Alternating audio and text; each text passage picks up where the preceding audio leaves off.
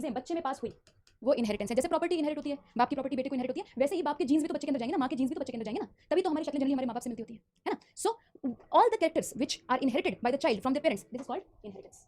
Clear हो गया? अब ऐसा कोई डेफिनेशन आएगा तो नीट में आप क्लिक कर सकते हैं। मैं लिख देती हूँ, just a second, give me one little second, okay. लिख दी है, वेरिएशन ही आना चाहिए था, inheritance and variation. It is a difference और variation between progeny and parents. ये दोनों टर्म क्लियर हो जाएगी क्योंकि आपका नीट का पहला क्वेश्चन तो ये इस वक्त के लिए हमारे भगवान है। ग्रीगर जॉन मेंडल का जन्म ऑस्ट्रिया में हुआ। जी जे मेंडल का जन्म ऑस्ट्रिया में हुआ। ऑस्ट्रिया एक यूरोपियन देश है, कब हुआ नहीं जानना है, नीट में क्वेश्चन नहीं आएगा, ठीक है। परंतु ये बहुत ही जीनियस लड़का था, ठीक है, और बहुत ही सेंसिटिव लड़का भी था। तो समय होते होते होते अपनी जीनियस होने के साथ साथ जो स्टडीज में अच्छा करते रहे, he went into depression. Depression में जाने की वजह से इनका मोह माया से ध्यान हट गया कि मुझे नहीं शादी करनी, मुझे नहीं बच्चे पैदा करने, मैं तो बनूंगा भगवान का भक्त। वो बन गए मॉन्क। मॉन्क्स कौन होते हैं बेटा जी? जो जैसे प्रीस्ट होते हैं वैसे मॉन्क्स होते हैं, ठीक है, जो सारी दुनिया को त्याग के भगवान की सेवा में लग जाते हैं। तो ये रहते थे चर्च में। चर्च के अंदर एक स्कूल था जिसमें ये बच्चों को पढ़ाते थे, और चर्च के बाहर एक गार्डन था जिसमें ये सब्जियां उगाते थे, ठीक है। तो इनके गार्डन में उगता था मटर। कौन सा मटर? गार्डन पी, जिसपे आगे जाके इन्होंने सारे एक्सपेरिमेंट्स किए। आपको गार्डन पी याद रखना है, स्वीट पी नहीं है, ये गार्डन पी है। स्वीट पी लेथायरस ओडोरेटस है, गार्डन पी पाइजम सैटिवम है। तो इनके गार्डन में उगता था पाइजम सैटिवम। तो इन्होंने कुछ अजीब चीजें देखी पाइजम सैटिवम के अंदर। लाओ एक बार इसको नोट करो। हाँ जी, चलो आगे मेरे बच्चों। इनहेरिटेंस क्या होती है? इनहेरिटेंस क्या होती है? जो बाप से बेटे को मिला, जो कैरेक्टर है। वेरिएशन क्या होता है? जो बाप और बेटे में डिफरेंस है। इसमें तो कोई मुश्किल नहीं है। जीजे मेंडल ऑस्ट्रेलिया के थे, मॉन्क थे, और अपने गार्डन में पाइजम सैटिवम उगाते थे, गार्डन पी उगाते थे। तो उन्होंने कुछ अजीब चीजें देखी। देखो, जब एक दो ह्यूमंस में शादी होती है तो जो लंबा मान लो लड़का है और लड़की की हाइट छोटी है, उसकी बीवी की हाइट छोटी है, तो बच्चे जनरली मिडिल से हाइट के हो जाते हैं। तो तब तक हम ये सोचते थे कि इनहेरिटेंस मतलब जो हमें अपने माँ बाप से मिला है वो हमें माँ बाप का मिक्सचर होकर मिल जाता है, जो माँ और बाप का जो कैरेक्टर है उसका एवरेज होकर हमें मिल जाता है, ठीक है। और ऑर्गेनिज्म्स में भी ऐसा ही होता है। परंतु मेंडल ने अपने गार्डन में देखा कि दो प्रकार के पी के प्लांट उगते हैं, एक लंबा प्लांट और एक छोटा प्लांट, और इसी हाइट में उगते हैं। या तो प्लांट लंबा होता है या तो प्लांट छोटा होता है, कोई भी मिडिल हाइट वाला प्लांट नहीं होता। तो मेंडल ने कहा यार ये तो गड़बड़ है। जब ह्यूमंस में मिडिल हाइट वाले ह्यूमंस होते हैं, ऐसा तो नहीं होता ह्यूमंस में कि कुछ 4 फीट के ह्यूमंस हैं, कुछ 8 फीट के ह्यूमंस हैं, 4 फीट वाले 4 फीट में शादी करते हैं, 8 फीट वाले 8 फीट में शादी करते हैं, बाकी बीच में 5-6 फीट वाले है नहीं, ऐसा नहीं होता ना, देयर इज ग्रेडेशन। ऐसा पी प्लांट में नहीं था, या तो ये बिल्कुल छुटकू थे या तो ये बिल्कुल लंबू थे। तो मेंडल का बहुत इंटरेस्ट जाग गया, ठीक है। फिर उसने पी में और भी कैरेक्टर्स देखे, या तो पी के पास व्हाइट कलर के फ्लावर्स थे, व्हाइट कलर के फ्लावर्स थे, या पी के पास पर्पल कलर के फ्लावर्स थे, ठीक है। कभी भी व्हाइट और पर्पल मिक्स होकर कोई कलर नहीं बना, या तो व्हाइट था या तो पर्पल था। तो मेंडल ने ठान ली कि यार मुझे तो ये पढ़ना है, जानना है कि कैसे ये कैरेक्टर्स अपनी अगली जनरेशन में पास हो रहे हैं, कि अगर मैं एक लंबे प्लांट और एक छोटे प्लांट का बच्चा पैदा कर दूंगा तो वो प्लांट लंबा होगा या छोटा। मुझे ये जानना है कि इनके बच्चों में आगे जीन्स कैसे पास होगा, जीन्स तो तब टर्म भी नहीं पता थी कि इनके बच्चों में आगे कैसे कैरेक्टर आते हैं। तो उन्होंने शुरू किया सीरीज ऑफ एक्सपेरिमेंट्स, ये इंपॉर्टेंट है। 1856 से 1863 तक इन्होंने 7 साल एक्सपेरिमेंट किए, ठीक है जी, ये ईयर इंपॉर्टेंट है। 7 साल एक्सपेरिमेंट करने के बाद इन्होंने दिए 3 लॉज ऑफ इनहेरिटेंस, जो आज तक सही माने जाते हैं, जिनके बारे में आज हम पढ़ेंगे। 3 लॉज ऑफ इनहेरिटेंस दिए, और 1865 में आके उसे एक छोटी सी लोकल पत्रिका में पब्लिश कर दिया, पब्लिश्ड हिज वर्क। ये ऑस्ट्रिया में एक जगह है ब्रन, तो ब्रन की एक लोकल मैगजीन में पब्लिश कर दिया। किसी ने इनके काम को भाव नहीं दिया। इतना ब्रिलियंट और इतना अच्छा काम करने के बावजूद, जो कि हम आज तक मानते हैं 3 लॉज ऑफ इनहेरिटेंस हम आज तक मानते हैं, उसके बाद भी इनको किसी ने भाव नहीं दिया। इनकी डेथ भी हो गई तो भी इनके काम को किसी ने भाव नहीं दिया।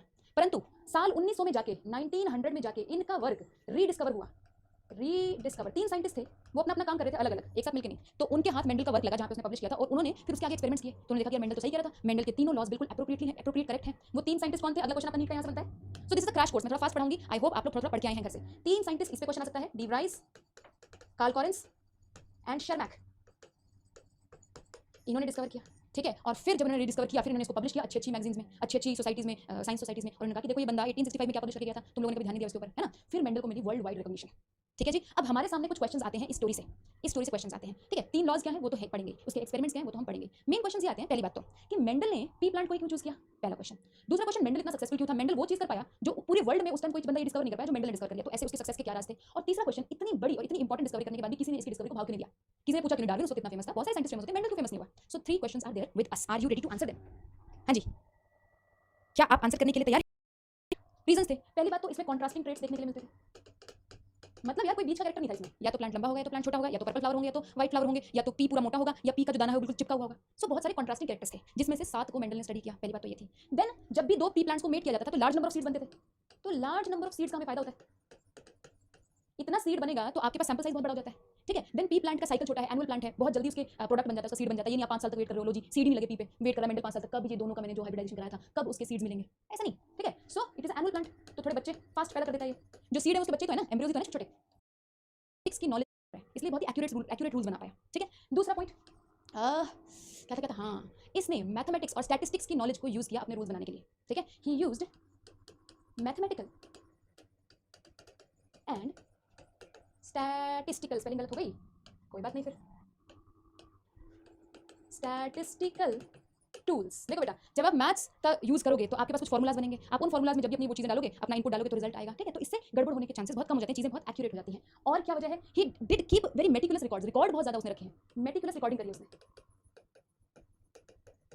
रिकॉर्डिंग ऑफ रिजल्ट्स, ठीक है जी। ये तीन आप ले सकते हैं रीजंस। हाँ जी, वर्क बहुत ही सक्सेसफुली अपना जो रिजल्ट्स हैं वो निकाले। लास्ट क्वेश्चन, इतना सक्सेसफुल होने के बाद भी इसका वर्क इतना अनरिकॉग्नाइज्ड क्यों रहा? बेटा ये उस जमाने की बात है जब कोई भी इंटरनेट नहीं होता था। अब इंटरनेट नहीं है तो उसने किसी छोटी सी पत्रिका में पब्लिश कर दिया तो किसी ने नहीं पूछा। So communication was not so good in those times, communication was not good in those times. दूसरा, पहली बार कोई साइंटिस्ट बायोलॉजी के लिए मैथमेटिक्स का यूज कर रहा था, ये दूसरे साइंटिस्ट को हजम नहीं हुई बात। His idea of using mathematics for in biology was not well accepted। इसने कहा क्या कर रहा है, बायोलॉजी और मैथ्स को क्यों मिक्स कर रहा है। तीसरा पॉइंट बेटा जी, उसने कहा, उसके अनुसार क्या था कि बेटा पी प्लांट या तो लंबाई बनेगा या तो छोटा ही बनेगा। उसने अपने रिजल्ट्स के बाद यही निकाला। तो साइंटिस्ट ने कहा बेटा ऐसा तो नहीं होता है, आप ह्यूमंस में देखिए सबकी हाइट डिफरेंट होती है, ऐसा तो नहीं है कि 4 फुट और 8 फुट के ही ह्यूमंस हैं। स्किन कलर देखिए, कोई बिल्कुल व्हाइट होता है, कोई बिल्कुल डार्क होता है, उसके बीच में भी बहुत सारी कलर शेड्स होती हैं। So his idea of contrasting traits was not well accepted, ठीक है। उन साइंटिस्ट ने कहा भैया ह्यूमंस में तो ऐसा देखने के लिए नहीं मिलता। देन लास्ट बात, मेंडल ने ये कहा था कि भैया कुछ होता है जो पापा से बच्चे में पास होता है, कुछ होता है जो मम्मी से बच्चे में पास होता है, और जो पास होता है आज हमें पता है वो क्रोमोसोम्स हैं, वो जीन्स हैं, लेकिन उस टाइम नहीं पता। उसने कहा फैक्टर होते हैं, ठीक है। फैक्टर होता है, फैक्टर मतलब जीन जो कि बाप से बच्चे में होता है और माँ से बच्चे में जाता है। तो साइंटिस्ट ने कहा दिखाओ कहाँ फैक्टर होता है। उस टाइम तक जीन्स डिस्कवर नहीं हुए थे, क्रोमोसोम्स का मतलब कि इस तरीके से डिस्कवर नहीं होता कि क्रोमोसोम के ऊपर जीन होते हैं। तो साइंटिस्ट ने कहा है कहाँ है फैक्टर, देयर या he could not give, he could not give any physical proof of factors, ठीक है। तो इसकी वजह से इसका जो काम है वो रिजेक्ट कर दिया गया। स्क्रीनशॉट लीजिए। आपको बेटा कोई बात नहीं, आप चिंता दिए हैं, मैंने जेनेटिक्स से शुरू नहीं की। अभी तो तुम लोगों को सिर्फ ये पता चला है कि एक बंदा है मेंडल, ठीक है, जिसने ये सारे लॉज दिए हैं। मेंडल का जन्म नहीं जानना। मेंडल ने 1856 से 1863 के बीच में एक्सपेरिमेंट्स किए, 1865 में पब्लिश कर दिए 2 साल बाद।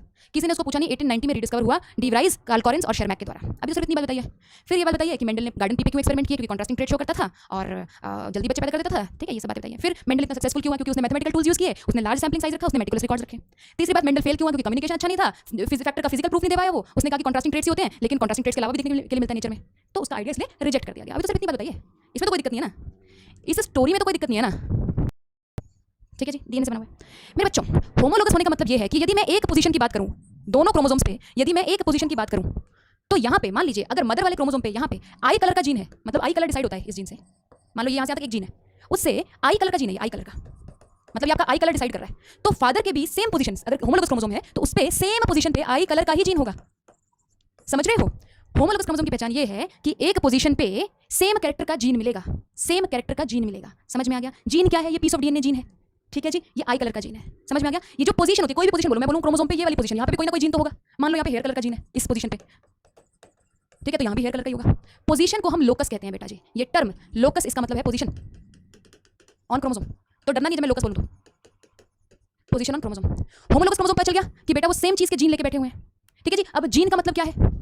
जीन का मतलब क्या है? देखो बेटा, कोई भी पीस ऑफ डीएनए, ये डीएनए का पीस है, तुम्हें पता है। कोई भी पीस ऑफ डीएनए तुम्हें पता है एमआरएनए बनाता है, आरएनए बनाता है, टीआरएनए बनाता है, आरएनए बनाता है। कोई भी पीस ऑफ डीएनए जो कि एक कंप्लीट आरएनए बना दे तो उसको हम जीन कहते हैं। कोई भी पीस ऑफ डीएनए जो कि कंप्लीट आरएनए बना दे उसको हम जीन कहते हैं। आरएनए से आगे जाके क्या बनेगा? प्रोटीन। आरएनए से आगे जाके क्या बनेगा? अमीनो एसिड चेन बनेगी, ऐसे प्रोटीन। और तुम्हें पता है मेरे बच्चों, प्रोटीन ही हमारे कैरेक्टर्स को डिसाइड करता है। जीन समझ में आ गया क्या है? वो पीस ऑफ डीएनए जिससे कि एक आरएनए पूरा कंप्लीट बन जाता है, चाहे वो एमआरएनए बन रहा हो, चाहे वो टीआरएनए बन रहा हो, चाहे वो आरएनए बन रहा हो। और अगर ये एमआरएनए है, सपोज मान लीजिए एमआरएनए है, तो एमआरएनए से आगे प्रोटीन बनेगा। ये प्रोटीन ही हमारा कैरेक्टर डिसाइड करता है। मेरी आई का कलर जैसा है वो इसलिए क्योंकि मेरी बॉडी में ऐसा प्रोटीन बन रहा है। मेरे हेयर कलर जैसा है वो इसलिए क्योंकि मेरी बॉडी में कुछ ऐसा प्रोटीन बन रहा है। So genes ultimately control your characters. अब 2 टर्म आ गई, कैरेक्टर और ट्रेट। ये क्या है? I have 2 terms for you, character and trait. देखो, आई कलर कैरेक्टर है, ट्रेट क्या है? Black eye colour, blue eye colour, green eye colour.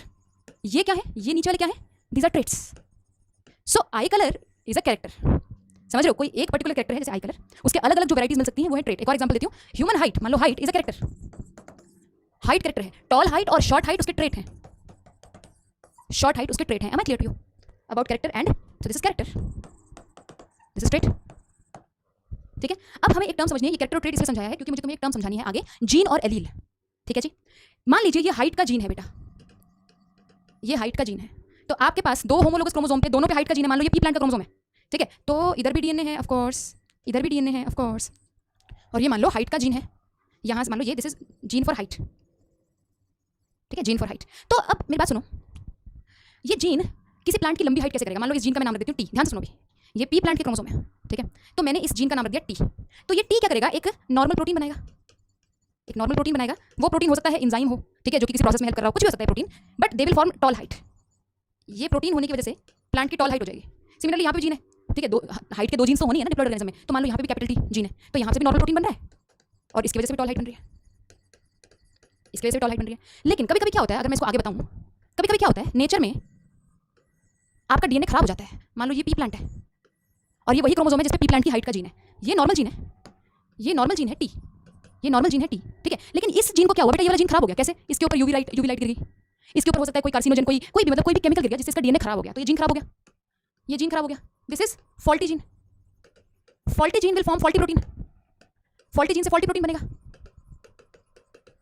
Faulty protein से हाइट लंबी नहीं हो सकती. Height can not become toll.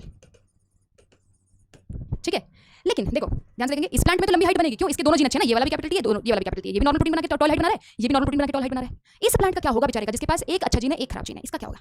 अब ये तो फॉल्टी जीन है, तो ये तो फॉल्टी प्रोटीन बना रहा है, तो ये तो टॉल हाइट कर नहीं सकता. क्यों बेटा? यही प्रोटीन तो वो एंजाइम था जो कि हाइट लंबी करता था. जैसे हमारे अंदर ग्रोथ हार्मोन होता है तो हमारी हाइट लंबी होती है, तो प्लांट के अंदर भी कोई एंजाइम होता होगा जो प्लांट की हाइट लंबी करता है, वो तो बना ही नहीं.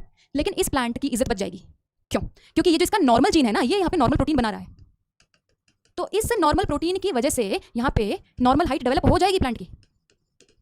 तो it will be a tall plant. एक खराब जीन लेने के बाद भी ये प्लांट टॉल बनेगा. Do you understand now? अब कोई ऐसा अभागा ट्री जिसमें दोनों ही खराब आ जाए, मदर की साइड से भी खराब जीन मिला, फादर की साइड से भी खराब, फॉल्टी एंजाइम बनने की वजह से अब तो हाइट लंबी हो ही नहीं सकती ना इस प्लांट की, क्योंकि आपके पास नॉर्मल एंजाइम कहीं से नहीं बनता. तो it will be a dwarf plant. Homozygous क्या होता है, हेटेरोजाइगस क्या होता है, डोमिनेंट क्या होता है, रिसेसिव क्या होता है, सब कुछ समझ में आएगा. अब मेरी बात सुनो, ये हाइट का जीन है प्लांट में, ध्यान सुनो, समझ में आएगा. ये भी हाइट का जीन है. सो दे आर बोथ, एक ही कैरेक्टर के लिए बात कर रहे हैं दोनों जीन, एक ही कैरेक्टर के लिए बात कर रहे हैं, हाइट के लिए, प्लांट हाइट के लिए, प्लांट हाइट है ना. लेकिन अगर ये वाला जीन, प्लांट हाइट के मतलब दो प्रकार के जीन हो गए, एक अच्छा जीन एक खराब जीन, है ना. तो बेटा जी जब अच्छा जीन दो बार आ रहा है ना, तो टॉल हाइट बन गई, और जो खराब जीन दो बार आ रहा है ये डॉर्फ हाइट बन गई. ठीक है, तो एक ही जीन के, ध्यान से सुनो, एक ही कैरेक्टर के जो दो जीन्स होते हैं अलग अलग, ठीक है, सेम लोकस पे पड़े होते हैं जो होमोलोगस क्रोमोसोम के, उनको एलील कहते हैं. क्या बोला मैंने? एलील किसको कहते हैं? Slightly variable forms of a gene. Slightly variable forms of a gene. समझ में आ गया? मतलब है ये ह्यूमन हाइट का ही जीन, लेकिन ह्यूमन हाइट का, सॉरी, प्लांट हाइट का ही जीन, लेकिन प्लांट हाइट एक जीन की वजह से लंबी हो सकती है और दूसरे जीन की वजह से डॉर्फ हो सकती है. तो प्लांट हाइट का जीन है लेकिन दो अलग ट्रेट्स प्रोड्यूस कर रहे हैं वो, तो इन जीन्स को एलील्स कहा जाता है. एलील्स भी जीन ही है. ठीक है, एलील्स बेसिकली वो जीन्स होते हैं बेटा जो सेम कैरेक्टर के लिए कोड कर रहे हैं. ट्रेट अलग अलग हो सकते हैं. क्या बोला मैंने? एलील्स वो जीन्स हैं जो सेम कैरेक्टर के लिए कोड करते हैं, चाहे उनके ट्रेट सेम हो. देखो इनमें ट्रेट सेम होंगे, छोटी हाइट बनाएंगे दोनों, लेकिन कैरेक्टर तो सेम है ना. कैरेक्टर ट्रेट्स में दोनों सेम है. यहाँ पे कैरेक्टर सेम है लेकिन ट्रेट अलग है. ये टॉल हाइट बनाने के लिए है, ये डॉर्फ हाइट बनाने के लिए, लेकिन कैरेक्टर तो सेम है ना, ह्यूमन हाइट के लिए ही बात कर रहे हैं ना दोनों. तो ये एलील्स हैं, ये भी आपस में एलील्स हैं, ये भी आपस में एलील्स हैं जो सेम कैरेक्टर के लिए कोड करेगा और सेम लोकस पे मिलेगा. सेम लोकस मतलब 10th क्रोमोसोम के अगर इस पार्ट पे आप मिलोगे या कुछ भी 5th क्रोमोसोम के इस पार्ट पे मिलोगे तो सेम लोकस पे मिल रहे हो. क्या डेफिनेशन बनी अल्टीमेटली? सेम लोकस पे मिलने वाले, सेम कैरेक्टर के लिए कोड करने वाले जीन्स को एलील कहते हैं. सेम लोकस पे मिलने वाले, सेम कैरेक्टर के लिए कोड करने वाले, चाहे ट्रेट अलग हो, चाहे टॉल और डॉर्फ ट्रेट हो, लेकिन सेम कैरेक्टर के लिए कोड करने वाले जीन्स को एलील्स कहते हैं. Am I clear? जीन और एलील हो गया. ठीक है, देन देखो टी और कैपिटल टी से टॉल बनेगा ये. इसके पास दोनों हेल्दी हैं और ये टॉल बनेगा कैपिटल टी और स्मॉल टी से. तो बेटा देखने में तो इनमें कोई डिफरेंस नहीं है ना, दोनों टॉल बनेंगे. तो इनका फिनोटाइप सेम है बेटा. फिनोटाइप क्या होती है? बाहर से जो देखने में दिखता है, जो दिखता है वो फिनोटाइप है. तो दोनों का फिनोटाइप तो सेम है, परंतु जीनोटाइप दोनों का अलग है. जीनोटाइप मतलब जेनेटिक मेकअप दोनों का अलग है. जीनोटाइप जेनेटिक मेकअप दोनों का अलग है. ठीक है जी. सो बेटा जिसका जेनेटिक मेकअप में सेम प्रकार के एलील्स हों, इसे बोलते हैं होमोजाइगस ऑर्गेनिज्म. होमोजाइगस या प्योर लाइन. जिसके पास दोनों एलील्स सेम हों, दोनों एलील्स जो हैं जैसे कैपिटल टी है तो इसको बोलेंगे होमोजाइगस. इसके पास देखो दो अलग अलग कैपिटल टी और स्मॉल टी, इसको बोलेंगे हेटेरोजाइगस. ठीक है, अब देखो इसके पास क्या है? स्मॉल टी, ये भी खराब है, ये भी खराब है ना. स्मॉल टी, तो इसको बोलेंगे होमोजाइगस. जिसके पास दोनों सेम, जब एक कैपिटल टी और एक स्मॉल टी है तो दोनों में लड़ाई बजेगी. कैपिटल टी कहेगा मैं प्लांट को लंबा करूंगा, स्मॉल टी कहेगा मेरे पास तो लंबा करने के लिए कुछ है ही नहीं, शो कर देगा. उसे डोमिनेंट एलील कहते हैं. डोमिनेंट. ये कौन है जो मेरी क्लास में शेरो शायरी कर रहा है? इसी को तो प्लायोट्रॉपी कहते हैं. लोकस में बता चुकी हूँ, पोजीशन को कंट्रोल करेगा, आगे जाके पढ़ेंगे, उसको प्लायोट्रॉपी कहते हैं. बोलिए कोई डाउट है? इसी को तो प्लायोट्रॉपी कहते हैं. जब एक जीन बड़े सारे कैरेक्टर्स को कंट्रोल करेगा, आगे जाके पढ़ेंगे, उसको प्लाइट्रॉपी कहते हैं। बोलिए कोई डाउट है? तो मेरे बच्चों, लोकस में बता चुकी हूँ, पोजीशन को कहते हैं मेरे बच्चों, क्रोमोसोम पे किसी पोजीशन को कहते हैं। होमोलोगस समझ गए, लोकस समझ गए, जीन समझ गए, एलील समझ गए, होमोजाइगस समझ गए, हेटेरोजाइगस समझ गए, कैरेक्टर समझ गए, ट्रेट समझ गए, डोमिनेंट समझ गए, रिसेसिव समझ गए, सब कुछ समझ गए। ये बेसिक्स हैं आपको जो आने चाहिए। एक और चीज़ लास्ट समझा देती हूँ आपको मैं। बेसिक कॉन्सेप्ट आपको आना चाहिए। गलती हो गया। या एक प्लांट है जो कि होमोजाइगस टॉल है, ठीक है। जब हमने इनके गैमीट बनाने सीखने हैं तो कैसे बनाने हैं? बेटा सिंपल है, जब भी आप कोई गैमीट बनाओगे तो इन दोनों को सेपरेट कर दो, ये दोनों क्रोमोसोम को सेपरेट कर दो, एक गैमीट इधर बना दो, एक गैमीट इधर बना दो, सिंपल। दो प्रकार के गैमीट बन जाएंगे इसमें। इसमें भी दो प्रकार के गैमीट बनेंगे, लेकिन फिर हम देखते हैं तो एक जैसे ही हैं, तो इनको कभी भी हम दो नहीं लिखते, हम इनको हमेशा सिंगल लिखते हैं, बिकॉज ये दोनों एक जैसे हैं। जेनेटिक्स में कभी भी आप नंबर ऑफ गैमीट्स की बात नहीं करेंगे, हमेशा आप बात करेंगे टाइप्स ऑफ गैमीट्स की, क्योंकि इसमें एक ही प्रकार का गैमीट बन रहा है तो आप यहाँ पे सिर्फ एक सिंगल बार लिखेंगे, इसमें दो प्रकार के गैमीट बन रहे हैं। ये सिंपल सा तरीका भी, कुछ मत सोचो, मैं कैसे आया क्यों है, बस याद रखो, ठीक है जी। आगे चलो, अभी मेंडल की बात शुरू करें। देखो मेरे बच्चों, जेनेटिक्स में मैंने एक और क्लास बनाई थी, ठीक है, बहुत पहले, तो रितु कॉन्सेप्ट आपको क्लियर हो जाए, क्योंकि इसके बिना आप मेंडल की बातें नहीं समझते। मेंडल बात ही नहीं चीज़ों में करता था, क्या करें? कहता है आज से मैं एक्सपेरिमेंट शुरू करूंगा। वो दिन कब था? 1856 में था।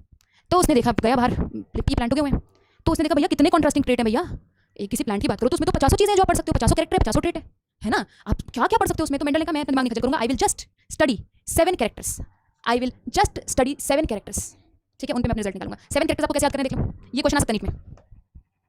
7 कैरेक्टर्स कैसे याद करें? देखो,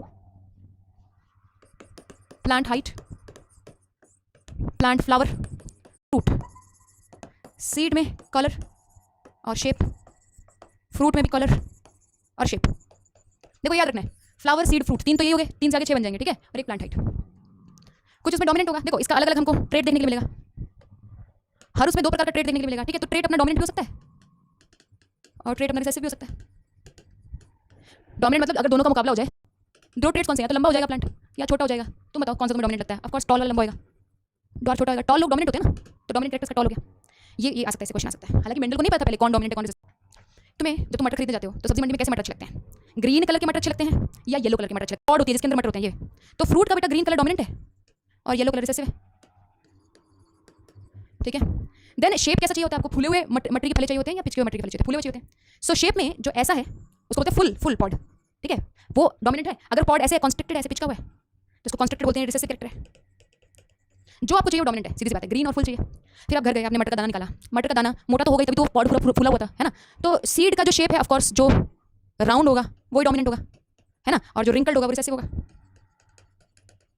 रिंकल्ड रिसेसिव होगा। पर तुम्हारे साथ अंत में धोखा हो गया, तुमने कलर देखा तो तुम्हारा मटर का दाना ग्रीन नहीं निकला, येलो निकला है। देखो सब कुछ तुम्हारी मर्जी से चल रहा था यहाँ तक, लेकिन कलर जो है वो येलो निकला है। So yellow is the dominant colour, yellow is the dominant colour and green is the recessive colour. समझ रहे हो? बाकी सब कुछ सही है, ये वाला थोड़ा गलत निकला है, ये तो याद हो जाएंगे। अब ऊपर देखो, फ्लावर का कलर ऑब्वियसली बेटा जब सही प्रोटीन बनेगा, है ना, जब फंक्शनल जीन होगा, सही प्रोटीन बनेगा तो वायलेट कलर आएगा। जब सही से प्रोटीन नहीं बना, कलर किस आता है? किसी प्रोटीन की वजह से कलर आ रहा है ना। प्रोटीन सही से बना नहीं बेटा, अगर प्रोटीन सही से नहीं बना तो कलरलेस फ्लावर बनता है, कलरलेस मतलब व्हाइट, ठीक है। पोजीशन रहेगी बेटा, देखो 2 पोजीशन है फ्लावर की, या तो फ्लावर साइड में उगता है ऐसे, या फ्लावर टॉप पे उगता है ऐसे, एक्सियल और टर्मिनल। तो ये थोड़ा याद करना पड़ेगा, एक्सियल पोजीशन डोमिनेंट है और टर्मिनल पोजीशन रिसेसिव है। याद कर लोगे? बोलो बोलो बोलो बोलो। मनु 1951 में हुआ था बेटा। मेंडल ने एक पी प्लांट लिया, पी का फ्लावर लिया, फिर एक और पी प्लांट लिया। मान लो कोई भी एक्सपेरिमेंट करने के लिए अगर आपको बच्चे पैदा करने हैं तो कैसे पैदा करोगे? इसके और इसके बच्चे हैं, तो मेंडल ने पहले देखा यार बाइसेक्सुअल फ्लावर्स होते हैं, समझ लो, ओवरी भी है यहाँ पे और यहाँ पे स्टेमन भी है। तो मेंडल ने कहा अगर मैं इसकी और इसकी मीटिंग कराना चाहता हूँ तो पहले तो मुझे सेल्फ फर्टिलाइजेशन रोकनी पड़ेगी। तो उसने क्या किया, एक उसके स्टेमन उखाड़ दिए ऐसे। इस प्रोसेस को क्या बोलते हैं? इमास्कुलेशन। को मेल की तरह ट्रीट करेगा और इसकी ओवरी को ढक देगा ताकि कहीं बाहर से, और ये सब पहले हो रहा है, अभी फ्लावर मैच्योर नहीं हुआ है, ओवरी को बंद कर देता है, ढक देता है ताकि कोई और को पॉलिनेट ना कर जाए। पहले ओवरी जवान हो जाए पूरी, फिर हम पोलन उठा के खुद डालेंगे, खुद इसको पॉलिनेट करेंगे। इस बात फिर दोबारा से बैग लगा देते हैं, दोबारा से बैग, इनको क्रॉस मत होता है, इनके बच्चे पैदा कराएं, ठीक है। अब तुमको मैम इसके बच्चों क्या हुआ, इसका भी तो कहीं से पॉलन, इसके बच्चे में चाहिए नहीं, हमें बच्चे इसके चाहिए जिसको हमने प्रोटेक्ट कर रखी है, जिसकी ओवरी। समझ में आ गया मेंडल क्या करेगा इस तरीके से? चलो आगे बोलो बच्चों, ठीक है जी। अब मेंडल के एक्सपेरिमेंट शुरू करेंगे, ये तो सारी तैयारी थी मेंडल के एक्सपेरिमेंट कराने के लिए, ठीक है। आओ देखते हैं इनहेरिटेंस ऑफ वन जीन, ये क्या है? मेंडल ने पौधों को देखा, कहते मैं चलो मैं कोशिश करता हूँ इसका पोलन इसमें डालूंगा, फिर इनका देखूंगा रिजल्ट कैसा है। पर क्या देखूं मैं? जो मैंने 2 पौधे लिए हैं, एक के वायलेट फ्लावर्स हैं, दूसरे के भी वायलेट फ्लावर्स हैं, चलो फिर मैं देखूंगा कि फ्लावर कलर क्या है। फिर एक की मानो लंबी हाइट है, कि छोटी हाइट, चलो मैं हाइट देखूंगा बच्चे क्या है। फिर मैं देखूंगा कि एक की मोटी मोटी फलियां होती थी, राउंड फुल पॉट था, एक का कंस्ट्रक्टेड पॉट था, चलो मैं देखूंगा। फिर मेंडल खजल हो गया। मेंडल ने कहा यार मैं इतने सारे कैरेक्टर एक साथ नहीं स्टडी कर सकता, मैं अगर सबको स्टडी कर लूंगा तो मैं डेटा बनाते रह जाऊंगा, कुछ रिजल्ट नहीं निकाल पाऊंगा। तो मेंडल ने कहा भाड़ में गए सारे कैरेक्टर, मैं सिर्फ एक कैरेक्टर को स्टडी करूंगा, कौन से कलर का फ्लावर है, कौन सा पी पॉड है, कौन सा क्या है, मुझे कुछ नहीं देखना है, वो सब वहीं पे, पर देखूंगा मैं सिर्फ एक को, हाइट को देख लूंगा तो सिर्फ, ठीक है। तो इसको बोलते हैं इनहेरिटेंस ऑफ वन जीन, जब आपका पूरा ध्यान सिर्फ एक जीन पे हो। कि टॉल प्लांट और शॉर्ट प्लांट के बच्चे आगे कैसे बने F1 में, फिर उनके बच्चे आगे कैसे बने, मतलब एक कैरेक्टर कोई भी ले लो। तो मेंडल ने ऐसे एक कैरेक्टर के बड़े स्टडी किया, पर मैं तुम्हें एक एग्जांपल दे रही हूँ। एक कैरेक्टर जहाँ पे उसने स्टडी किया हाइट। तो inheritance of one gene means you study only single character, it can be anything, but I am giving an example of height. Mendel took a plant which was tall. What kind of tall is it? It is a homozygous tall. इसको pure line भी कहेंगे, homozygous को pure line भी कहते हैं ना। अब तुम कहोगे मैम उसको कैसे देखा कि वो हेटेरोजाइगस है ना होमोजाइगस है? बेटा ये बात छोड़ दो, मेंडल को कैसे पता चला? मेंडल तो चलाक था, मेंडल को पता नहीं था। मेंडल ने तो जो रिजल्ट्स आए उससे मेंडल को पता चला, लेकिन तुम लोगों को तो पता है ना, तो तुम लोग अपनी सोच में नीड देना भी, ठीक है। और उसके उसने बच्चे पैदा किए एक ड्वार्फ प्लांट से। ये टॉल है, ये ड्वार्फ है, ठीक है। अब तुम्हें पता है इसका गैमीट कैसे बनाना है। अगर मैं इसके दो गैमीट बनाऊं तो दोनों सेम बनेंगे, तो इसका एक ही गैमीट बना लेती हूँ। गैमीट, इसका गैमीट एक ही बनेगा, फिर गैमीट आपस में जुड़ जाएंगे जब पोलन ग्रेन्स पे छिड़का जाएगा तो प्लांट बन गए सारे टीटी। ये F1 जनरेशन आ गई। अब मेंडल को ये सब नहीं पता था, मेंडल ने तो बाद में ये चीज़ें निकाली हैं कि यार ऐसा होता होगा। मेंडल को सिर्फ इतना पता चल रहा था कि एक टॉल प्लांट और एक ड्वार्फ प्लांट के जब मैंने बच्चे पैदा किए तो ऑल टॉल आ गए, सारे के सारे लंबे आ गए। मतलब जितने मैंने यहाँ पे बीज बनाए, छोटे छोटे बीज बनाए होंगे ना इसने, उनको जब मैंने उगाया तो सारे ही पौधे लंबे, कोई छोटा है ही नहीं। फिर मेंडल खज्जल, मेंडल ने कहा यार ये क्या हो गया, मतलब यार टॉल और शॉर्ट के बच्चे सारे टॉल कैसे हो गए? तो मेंडल ने हार नहीं मानी। मेंडल कहता मैं इसको भी सेल्फ फर्टिलाइजेशन कराऊंगा। इसकी सेल्फ फर्टिलाइजेशन क्या होती है? सेल्फ फर्टिलाइजेशन क्या होती है? देखो इधर, कहाँ गया? इधर देखो, इसके जेनेटिक मेकअप को इससे ही आगे मैं क्रॉस करा दूंगा ऐसे, टीटी इंटू टीटी। तो इसके भी दो प्रकार के गैमीट बने। गैमीट कैसे बनेंगे? बना लो। ये इसके गैमीट्स बन गए, ये इसके गैमीट्स बन गए। तो मेंडल फिर खज्जल कि यार इसमें भी इतने प्रकार के गैमीट बन सकते हैं, इसमें भी, तो कौन सा बच्चा बनेगा? बच्चे में ये भी हो सकता है, बच्चे में ये भी हो सकता है, मतलब इसका जीन, इसका गैमीट इससे भी मिल सकता है, इसका गैमीट इससे मिल सकता है, इसका गैमीट इससे मिल सकता है, इसका गैमीट इससे मिल सकता है। फिर खज्जल मेंडल। तो फिर उसकी हेल्प करी किसने? एक ब्रिटिश जेनेटिसिस्ट था, Reginald C Punnett. Reginald C Punnett. उसने कहा कि मैं तुम्हें तरीका देता हूं कि जब इतने सारे गैमीट्स बने तो उनमें क्या क्या पॉसिबिलिटी निकल सकती है। एक स्क्वायर बना लो जिसे पुनेट स्क्वायर बोलते हैं। जितने गैमीट इस साइड बन रहे हैं एक साइड लिख लो, जितने गैमीट इस साइड बन रहे हैं एक साइड लिख लो, और फिर उनके कॉम्बिनेशंस बनाते रहो। समझ रहे हो? इसका इसका इसका इसका। तो मेंडल ने क्या देखा? मेंडल ने देखा कि देखने में दो प्रकार के पौधे बने हैं। फिनोटिपिक रेशियो क्या है? Phenotypic F2 generation. अच्छा F2 जनरेशन, F2 जनरेशन में क्या बना? टीटी बना, टीटी बना और टीटी बना। ये F2 जनरेशन है, ये F2 जनरेशन है। तो मेंडल ने क्या देखा कि बेटा ये भी टॉल है, ये भी टॉल है, ये भी टॉल है, ये डॉर्फ है। तो 3:1 की रेशियो आ गई टॉल टू डॉर्फ की, क्योंकि मेंडल को क्या पता था कि ये अलग प्रकार के टॉल है, अलग प्रकार के टॉल है, टॉल है ना। तो ये इसकी फिनोटिपिक रेशियो है। मतलब समझे? जो देखने को मिलती है 75% टॉल 25% शॉर्ट। देखो कितने भी प्लांट्स हो सकते हैं, 1000 प्लांट्स भी हो सकते हैं, 100 प्लांट्स भी हो सकते हैं, पर कितने प्लांट्स हैं ये मैटर नहीं करता। कितने परसेंट टॉल हैं? 75% टॉल होंगे उसके बच्चे F2 जनरेशन में, 25% डॉर्फ होंगे, बस ये मैटर करता है। लेकिन अगर मैं जीनोटिपिक रेशियो देखूं इसकी, जो मेंडल तो नहीं देख पाया था उस वक्त, उसने बाद में वर्कआउट करी है। जीनोटिपिक 3 प्रकार का जेनेटिक मेकअप मिल रहा है, तो जीनोटिपिक रेशियो क्या होगी इसकी? देखो अरे बच्चों, ये 3 प्रकार का जेनेटिक मेकअप मिल रहा है, 1 रेशियो होगी। तब जाके मेंडल को चैन आया जब उसने F2 क्या इतना पॉइंट समझ के बैच में, ठीक है। सो 2021 का बैच मैंने शुरू कर दिया है ऑलरेडी, 2020 पढ़ रहे हो। मतलब टॉल प्लांट अपने बच्चों को कुछ दे रहा है ना, उसे नहीं पता क्या दे रहा है, अब हमें पता है कि जीन दे रहा है। फिर उससे जो शॉर्ट प्लांट है वो भी अपने बच्चों को कुछ दे रहा है, लेकिन जो टॉल प्लांट ने अपने बच्चों को दिया और जो शॉर्ट प्लांट ने अपने बच्चों को दिया उसकी लड़ाई हुई। तो जो टॉल प्लांट ने दिया वो जीत गया, इसलिए सारे बच्चे टॉल हो गए, ठीक है जी। इससे मेंडल ने अपना पहला लॉ ऑफ इनहेरिटेंस दिया, ये बात सोच के, ठीक है, कि टॉल प्लांट ने भी कुछ दिया, शॉर्ट प्लांट ने भी कुछ दिया, और जो भी उन्होंने दिया उनकी लड़ाई हुई और फिर टॉल प्लांट वाला जीत गया, तभी तो ऑल टॉल हो गए। नहीं तो यहाँ पे भी तो कुछ होता ना। तो मेंडल ने कंक्लूजन निकाला जो इसने दिया वो डोमिनेंट था, जो इसने दिया उसके ऊपर। तो मेंडल ने यहाँ से अपना पहला लॉ निकाला, law of dominance. Law of dominance में मेंडल ने कुछ निकाला, उसने कहा कि characters are controlled by factors. इसे नहीं पता ये फैक्टर क्या है, जीन है क्या है, पर हमें पता भी जीन है। We know now that this is a gene. जो पेरेंट्स अपने बच्चों को देते हैं उसने कहा ये फैक्टर है। फैक्टर्स अकर इन पेयर, मतलब एक फैक्टर मम्मी से एक फैक्टर पापा से। Factor occur in pair, then one factor is dominant over the other. जब दो अलग अलग फैक्टर्स आ जाएंगे in case of dissimilar factors, मतलब डिसिमिलर एलील्स में dissimilar factors, one factor dominates the other.